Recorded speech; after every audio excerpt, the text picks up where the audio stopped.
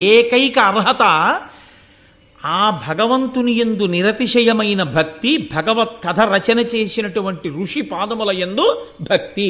తన గురించి తెలియవలసిన అవసరం లేదు. భారతం మీద ప్రసంగాలు కోటేశ్వరరావు గారు చేస్తున్నారు అంటే కోటేశ్వరరావు గారి బయోడేటా ఏమిటి అన్న విషయాన్ని నేను చెప్పక్కర్లేదు, మీరు వినక్కర్లేదు, అనవసరం. నేను వ్యాస హృదయాన్ని ఏమైనా చెప్పగలనా? వైశంపాయన హృదయాన్ని చెప్పగలనా? నేను నన్నయ్య గారి హృదయాన్ని ఏమైనా నేను చెప్పగలనా? అలా చెప్పగలిగితే, నేను పరమభక్తితో వాళ్ళకి నమస్కారం చేసి కూర్చోగలిగితే అదే నాకు భారతం చెప్పడానికి అర్హత. కాదు, తన గొప్పతనాన్ని కోరుకోకుండా గురువుగారి యొక్క వైభవాన్ని మాత్రమే స్మరిస్తూ గురువుగారి కింకరుడిగా ఇది చెయ్యగలిగిన అదృష్టం నాకు పట్టిందని చేసిన శిష్యుడెవరో వాడు శాశ్వతత్వాన్ని పొందుతాడు, వాడు తరిస్తాడు. తప్ప ఇది నేను చేస్తున్నాననేటటువంటి అహంకార స్పర్శ తగిలితే గురువు ఎంత గొప్పవాడైనా, గురువు పక్కన నువ్వు చేరినా నీవు ఆ అభ్యున్నతిని పూర్ణంగా పొందలేవు. ఇది వైశంపాయనుడు మనకి నిరూపించి చూపించాడు మహాభారతంలో.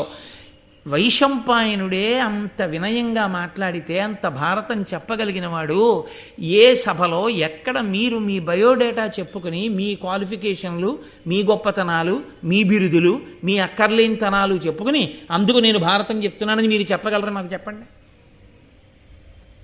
ఇవి ఏం చెప్పి వైశంపాయనుడు చెప్పాడు?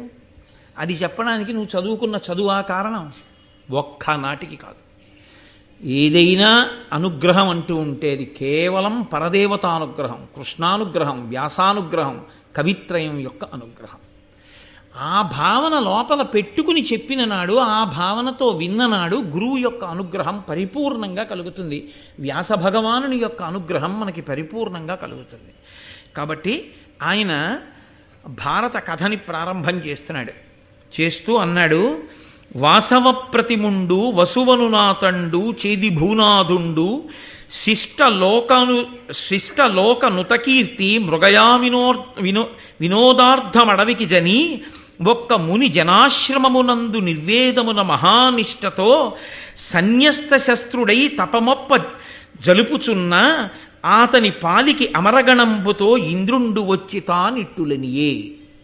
ఒకానొకప్పుడు వాసవ ప్రతిముండు వసువను నాతండు, ఇంద్రుడితో సమానమైనటువంటి బలాపరాక్రమములు కలిగినటువంటి రాజు వసువు అనబడేటటువంటి వాడు. ఆయన చేది భూనాథుండు, చేది రాజ్యాన్ని పరిపాలిస్తూ ఉండేవాడు. అందులో శిష్టలోక నుత కీర్తి, లోకంలో ఉండేటటువంటి మంచివారి చేత కీర్తింపబడినవాడు. ఎవరు పడితే వాడు కీర్తించడం గొప్ప కాదు.